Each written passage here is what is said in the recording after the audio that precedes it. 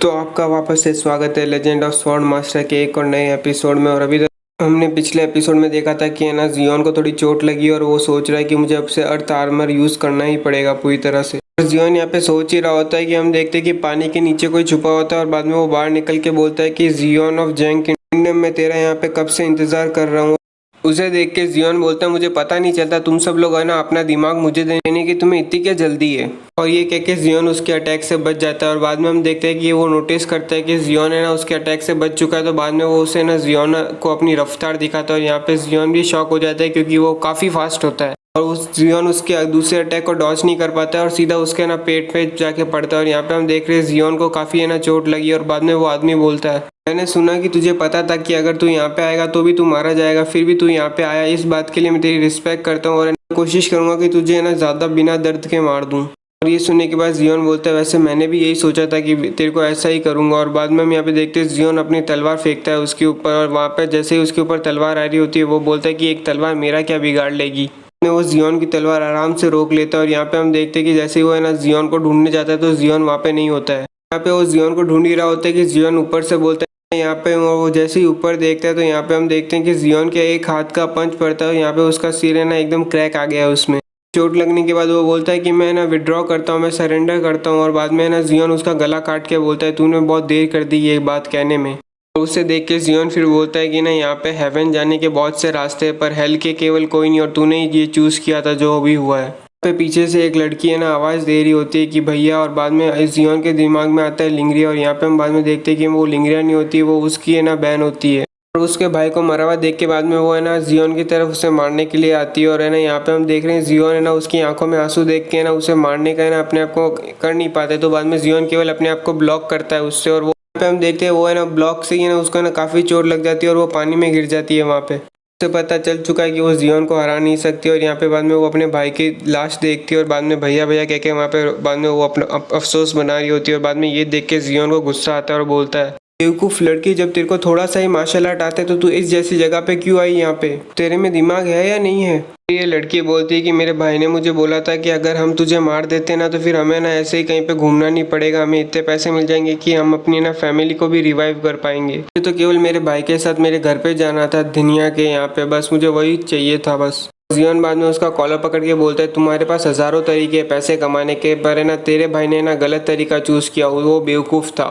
लड़की बोलती है मेरा भाई हमेशा सही है, तुम उसके बारे में ऐसा कुछ नहीं कह सकते।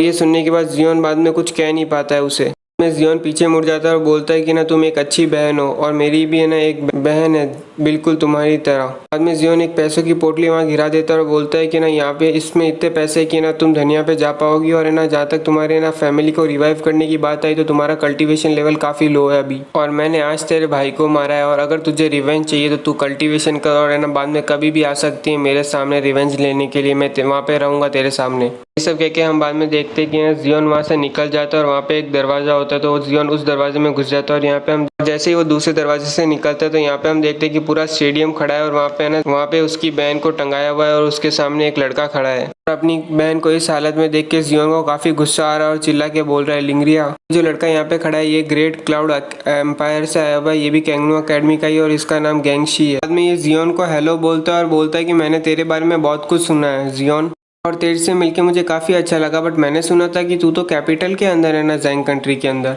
बाद में जियोन चिल्ला के बोलता है मैं तू मेरे सामने से हट जा कर, तुझे मरना नहीं। और यहाँ पे हम देख रहे कि बाद में जियोन अटैक करने के लिए पूरी तरह से तैयार हो चुका है और वो वहाँ पे खड़ा है। जियोन के कहने पे भी वो हटता नहीं तो बाद में जियोन बोलता है अब लगता है मैं तेरे को हटाना ही पड़ेगा तुझे। और बाद में ना जियोन उसको ना वार करता है उसके ऊपर, पर यहाँ पे हम बाद में देखते हैं वो अचानक से हट जाता है उसके साइड में और यहाँ पे हम देखते हैं कि उसके साइड में जाके वो वार लगता है। और गैंगशी बोलता है तेरे को लगता नहीं कि ये लड़की यहाँ पे टंगी हुई कितनी अच्छी दिख रही है और तू फालतू में अभी यहाँ पे आके ना स्पॉइल कर रहा है मेरा मूड, और अब क्योंकि तूने मेरा मूड स्पॉइल कर दिया तो अब मुझे तुझे बताना पड़ेगा कि मैं हूँ कौन। और बाद में हम देखते हैं कि वो अपने ना हाथ उठाता है और बाद में एक उंगली है ना ऊपर भेजता है और यहाँ पे हम देखते हैं कि ना आसमान में अचानक से एक उंगली की इतनी बड़ी बहुत बड़ी उंगली आ जाती है और बाद में वो जियोन के ऊपर हमला करने लगती है। और यहाँ पे बाद में जियोन अपनी तलवार से है ना उस उंगली को है ना रोकने की कोशिश करता है यहाँ पे, और है ना बाद में हम देखते हैं कि ना वो उंगली टूट जाती है जियोन की तलवार के साथ साथ।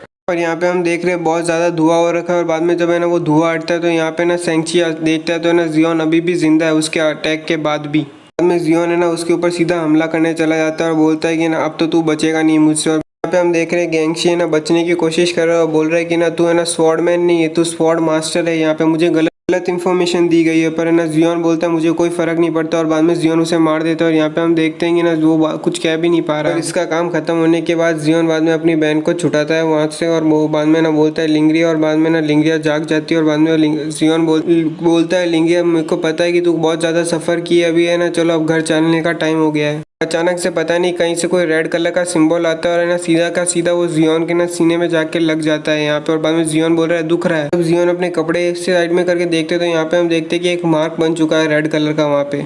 हम देखते हैं एंग्जिया और बाकी सब आ जाते हैं वहाँ पे और एंग्जिया बोलती है वो ब्लड सोल परस्यूड ऑर्डर है वो। और बाद में जियोन पूछता है वो होता क्या है।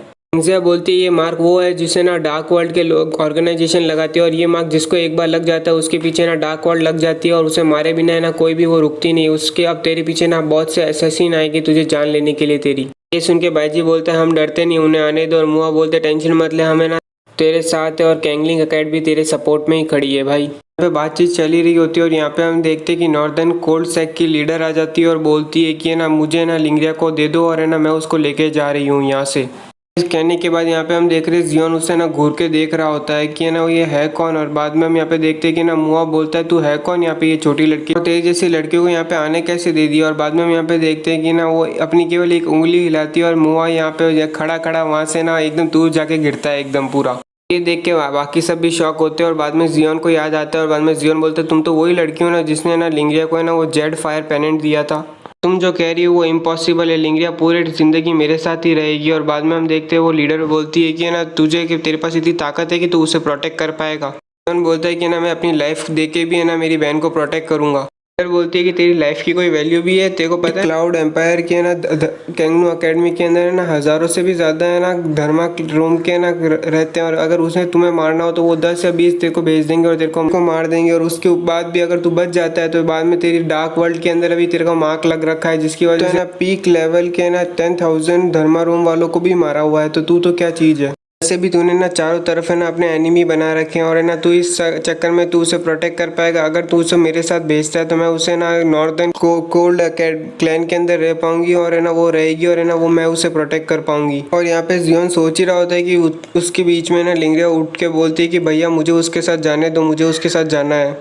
ये बात सुन के जियोन काफ़ी शॉक में और है ना वो बोल नहीं पा रहा है लिंग्रिया को कुछ। और बाद में ना एंग्जिया बोलती है कि ना तेरे भाई ने यहाँ पे आके ना अपनी लाइफ को खतरे में डाला तेरी लाइफ बचाने के लिए और यहाँ पे अब तुम कह रही हो कि तुम्हें किसी और के साथ जाना है। और यहाँ बाद में मुआ बोलता है तुम ऐसा कैसे कह सकती हो अपने भाई को। और जियोन बाद में लिंग्रिया से पूछता है सही में लिंग्रिया तेरे को जाना है क्या उसके साथ। और बाद में ना लिंग्रिया की आंखों में आंसू देख के बाद में लिंग्रिया वो हाँ बोलती है। ये देख के जियोन बोलता है तू बड़ी लड़की हो चुकी है तो अब तू रोएगी नहीं, अगर तुझे उसके साथ जाना है तो तू जा सकती है। बट एक बात याद रखना, अगर फ्यूचर में अगर तेरे को है ना मेरी ज़रूरत पड़े तो और तू कभी खतरे में हो तो तू मुझे मैसेज करेगी, मैं तेरे को प्रोटेक्ट करने के लिए वहाँ पे आऊँगा, समझी। और बाद में लिंग्रिया हाँ बोलती है। थोड़ी बातचीत के बाद है ना बाद में हम देख रहे हैं सब मान चुके हैं और लिंग्रिया उसके साथ जा ही रही होती है। बाद में जियोन उससे बोलता है कि ना मेरी बहन है ना बहुत ज़्यादा वीक है और वो लड़ाई करना बिल्कुल नहीं जानती और अभी वो आपके साथ है नॉर्दर्न कोल्ड क्लैन में जा रही है और अगर ना उसे कोई बुली करेगा तो आप उसको प्रोटेक्ट करोगे ना, प्लीज़ आप उसको।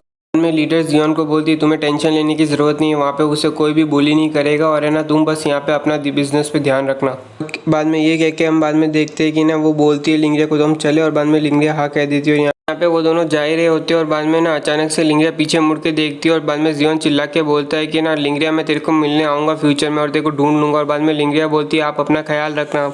यहाँ पे मनी मन सोच रहा है ये मेरी नाकाबिलियत के कारण है कि ना यहाँ पे मेरे को है ना लिंग्रिया से सेपरेट होना पड़ रहा है और ना मेरे को अब जल्दी से है ना स्वॉर्ड इमॉर्टल बनना ही पड़ेगा कुछ भी करके। हम देख रहे हैं कि वो कुछ नहीं कर पा रहे और यहाँ पे वो केवल पीछे ये नज़ारा ही देख रहे होते बाकी सब लोग। और बाद में हम यहाँ पे देखते हैं कि अचानक से ना अर्थक्वेक आने लगता है। जियोन पूछता है यहाँ पे क्या हो रहा है। बाद में एंग्जिया जवाब देती है कि ना मेरे को लगता है कि यहाँ पे ना सीक्रेट रूम है ना लगता है गायब होने वाला है, इसलिए यहाँ से जल्दी से निकलने में ही भलाई होगी। और यहाँ पे हम बाद में देखते हैं वो भागते हैं और यहाँ पे ना बाकी के तीन तो टेलीपोर्ट हो जाते हैं बाहर सीक्रेट रूम के ना बाहर के माउंटेन के बाहर। हुआन बाद में बोलता है कि ये सीक्रेट रूम है ना काफ़ी मिस्टीरियस है और अगर हम जल्दी नहीं भागते तो क्या मालूम अंदर ही मारे जाते।